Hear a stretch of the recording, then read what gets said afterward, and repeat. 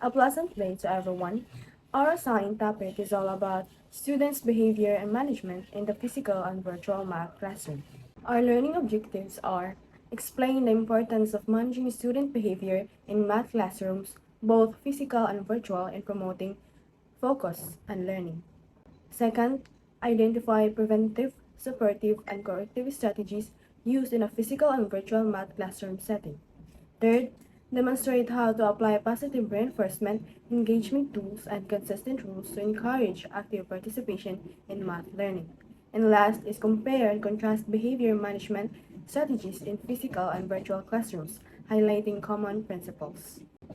Introduction. Managing student behavior is important in math class because it helps everyone focus and learn better, whether in a physical classroom or an online class. Clear rules and positive strategies make the lesson smoother and more engaging.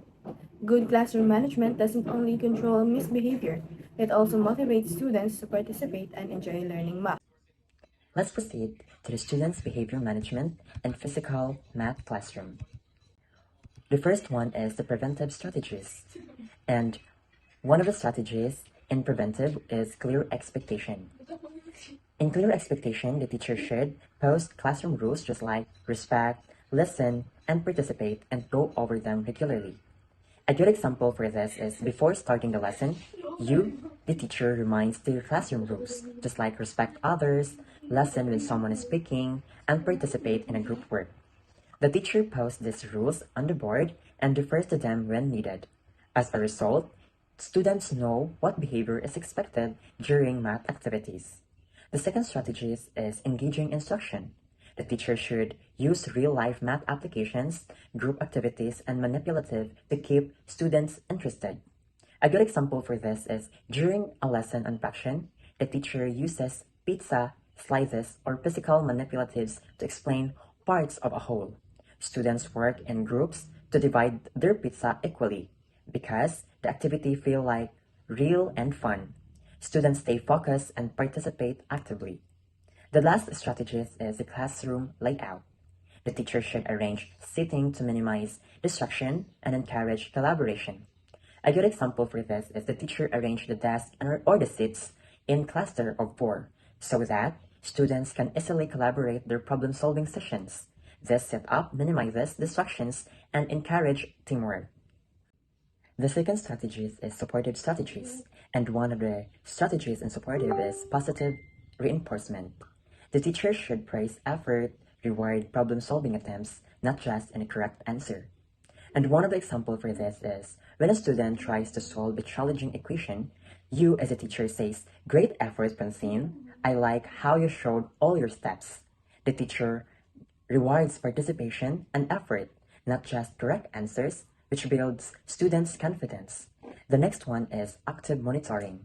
The teacher should walk around, observe students' work, and address off-task behavior early. And a good example for this is while students work on their math exercises, the teacher walks around, checks their notebooks, and provide quick feedbacks. When she notices a group chatting off topics, she gently reminds them to focus before the instructions spread. And the last strategies is interactive routines.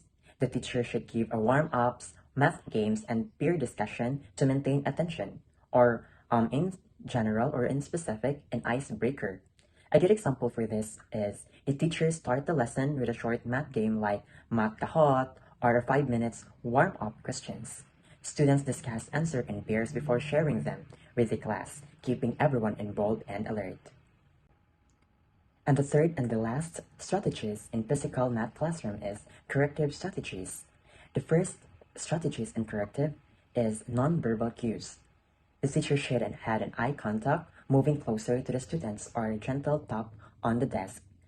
One of the examples for this is a student starts talking while the teacher is explaining here in front or in front. Instead of interrupting the lesson, the teacher or you as a teacher makes a brief eye contact or moves closer to the student's desk so that the students notices to stop and without being called out publicly.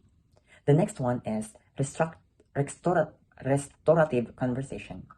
The next one is the restorative conversation. The teacher should discuss why behavior was inappropriate and how to improve. A good example for this is, you as a teacher, after class, you will talk privately with a student who was disrupted. The teacher asks, or you as a teacher will ask, why do you think that behavior was inappropriate? And help the students reflect on how to improve next time. And the last strategist and corrective is consistent. And the last strategist and corrective is consistent consequences. The teacher should follow through with agreed upon consequences, just like reflection sheets, loss of privilege. One other example for this is a student repeatedly forget to submit homework or activities. The teacher follows an agreed consequence, completing a reflection sheet about responsibility and losing extra game time. Because consequences are consistent, students learn accountability. And that's it for my discussion about physical math classroom. So now let's move on to the virtual math classroom. A virtual math classroom is an online learning environment where students and teachers interact, communicate, and learn mathematics using digital tools and platforms. It allows math instruction to continue even without being physically together, offering flexibility and accessibility for both teachers and learners. Next, we have the preventive strategies. These strategies help set up a smooth virtual environment so problems are less likely to occur. In preventive strategies, we have here the digital norms, tech preparedness, and engagement tools. In digital norms, set clear rules, camera on if possible, mute mic when not speaking, raise hand emoji to answer. Example scenario of this norm is when before the online class begins, the teacher reminds students, please turn on your camera if possible, mute your mic when not speaking, and use the raise hand emoji if you want to answer. Because expectations are clear, the session runs smoothly with fewer interruptions. Next, we have the tech preparedness. Tech preparedness ensures students know how to use online tools like chat box, whiteboard, and breakout rooms. Example is, on the first day of online math class, the teacher spends a few minutes showing students how to use tools like the chat box, whiteboard, and breakout rooms. During future lessons, students can easily join activities without confusion or delay. Then lastly, we have the engagement tools. Engagement tools use polls, quizzes, and interactive math apps to keep participation high. Example is when the teacher uses Kahoot or quizzes for a quick math quiz review. Students get excited competing to answer correctly, which keeps their focus and participation high throughout the session. Next, we have here the supportive strategies. These strategies help maintain engagement and positive behavior as students learn. We have here the frequent check-ins, positive online acknowledgement, and breakout collaboration. In frequent check-ins, call on students by name, ask quick mental math questions, or use chat for responses. Example, during a lesson on solving equations, the teacher calls on students by name. For example, Ria, what's the next step? Or uses the chat box for quick mental math questions. This keeps everyone attentive and involved. In positive online acknowledgement, it is when the teacher uses shoutouts, badges, or virtual stickers for active participation. For example, when a student explains a correct solution, the teacher says, "Great job, Marco, you explained that very well," and gives him a virtual star badge. This motivates other students to participate too. In breakout collaboration, pair or group students for problem solving to reduce isolation.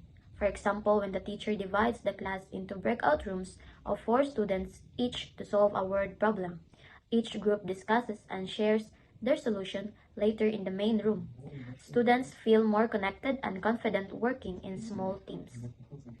Next, we have the corrective strategies. These are used to address off-task behavior calmly and effectively. We have here private chat reminders, structured breaks, follow up with parents or guardians. In private chat reminders, it is when the teacher messages students if they are off task, disruptive, or not following rules. For example, when the teacher notices a student playing with filters or chatting unrelatedly during class, instead of calling them out, she sends a private message. Please focus on the lesson. will have time to chat later. The student quietly corrects their behavior. The next, in structured breaks. This allows short breaks to refocus, especially for younger learners. For example, after a long discussion, the teacher says, "Okay, let's all take a 3-minute stretch break." This helps students refocus and reduces restlessness, especially among younger learners. Then lastly, the follow-up with parents or guardians. If issues persist, involve them to support behavior at home. For example, when a student has been consistently inattentive during online math sessions, the teacher contacts the parent to discuss ways to support focus at home, such as setting up a quiet workspace or monitoring screen time. Common to both settings, which is the physical and virtual math classroom. First, consistency in rules and consequences. Consistency in rules and consequences should be clear, fair, and applied equally to everyone. When students know what behavior is expected and what happens if they break a rule, they feel safe and responsible. Always explain the reason behind each rule and enforce consequences calmly and fairly. Consistency builds trust and prevents confusion or favoritism in the classroom. Second, building positive teacher-student relationships. Strong, rela- Strong relationships help students feel respected and motivated. Greet them daily, listen to their concerns, and show genuine interest in their lives. Small gestures like praise, positive notes, or one-on-one check-in may make a big difference. When students feel cared for, they are more likely to behave well and engage in learning. Third, encouraging growth mindset. Students should understand that mistakes are part of learning. Remind them that effort leads to improvement and that failure helps them grow. Praise their effort, not just results, and use errors as learning opportunities. This mindset builds confidence, perseverance, and a positive attitude toward challenges. Last is using data to support struggling students. It monitors students' participation, homework, and online activity to spot learning difficulties early. Use this data to give extra help, adjust lessons, or reach out to parents. Tracking progress helps ensure that every student gets the support they need to succeed.